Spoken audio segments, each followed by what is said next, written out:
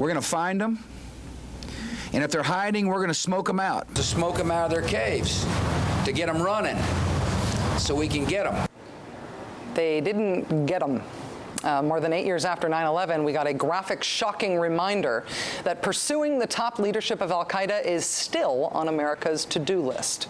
A suicide bomber who was a Jordanian double agent killed himself and 7 CIA officers and contractors on a CIA base in Afghanistan on December 30th. That double agent was reportedly only at that base because he claimed to have information about how the United States could finally get Ayman al-Zawahiri, al-Qaeda's number 2, the guy who you see in all the tapes, the star of the al-Qaeda AV club. We learned last week that among the 7 people described as CIA personnel who were killed in that bombing were 2 contractors employed by Blackwater.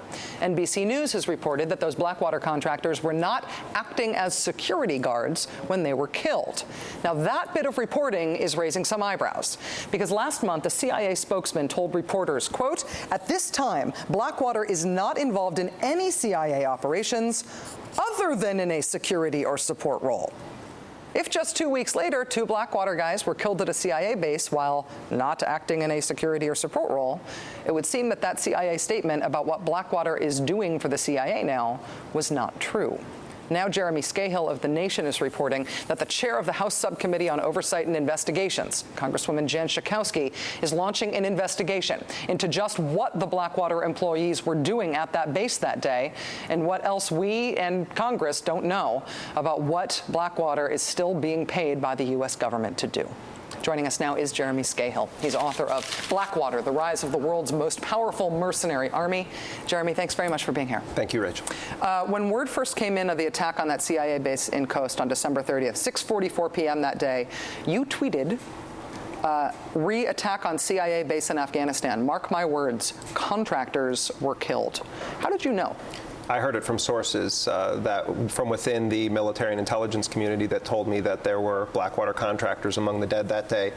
They were still confirming that it was Blackwater and not another company. So when I tweeted it, that's why I didn't specify from what company. But I did know at that point that at least U.S. intelligence was of the understanding that Blackwater guys were there that day. What are these contractors doing, and why are contractors involved in work like this, despite CIA assertions to the contrary? Right. Well, I just got off the phone before we went on the air with Representative Jan Schakowsky, and she's already started her investigation. It sounds like she's making some headway, though she can't really talk about the headway she's making because it's classified and she's on the Intelligence Committee, but she is going after this issue right now. Look, let's remember that this wasn't just some CIA outpost in Canada or something. We're talking about a CIA outpost that was responsible for hunting the highest of the high-value targets.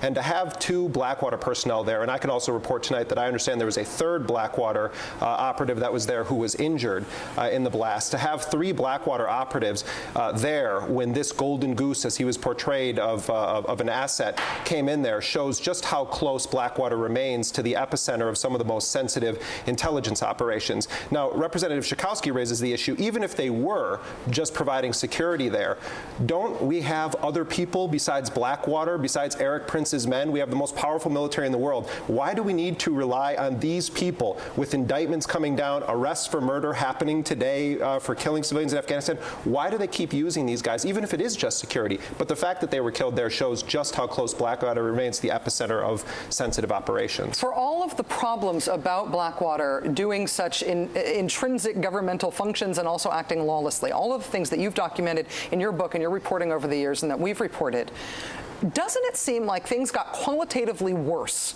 for Blackwater once their founder, Eric Prince, went on the record in a magazine and said, "Hey, I'm a CIA asset, and here are a bunch of black ops I've been involved in"? Didn't that sort of indict the whole company in terms of its ability to be involved in super secret activities? Right, and let's remember, Eric Prince claims that after 9/11, he set up a secret training camp at his house in Virginia where he trained these hit squads that went in dark into countries, meaning they didn't even notify the CIA station chief in those countries. One of the operations that Prince's men are believed to have participated in was an assassination plot against a German citizen in Hamburg, Germany, and that they went in there dark and they were hunting this guy down, and apparently actual government officials called off the pulling of the trigger on that. The German government, German prosecutors now have launched an investigation into that. So not only is Erik Prince causing some problems for his company, but he's also now creating a situation where the U.S. government is going to have to answer to the German government what the heck Blackwater was doing running around Hamburg, Germany, trying to bump somebody off, one of their citizens, no less. Jeremy Scahill of The Nation, author of Blackwater, The Rise of the World's Most Powerful Mercenary Army. I'm glad to hear that you're still in contact with Congresswoman Schakowsky on this. We will try to get her on the show as soon as she feels like she is able to talk about this investigation. I think that Erik Prince should take Britt Hume's advice, and he should seek Christianity in this moment of crisis. I couldn't possibly comment. He's a Christian crusader already, so it's fine. He's got it covered. Thank you, Jeremy. Appreciate it.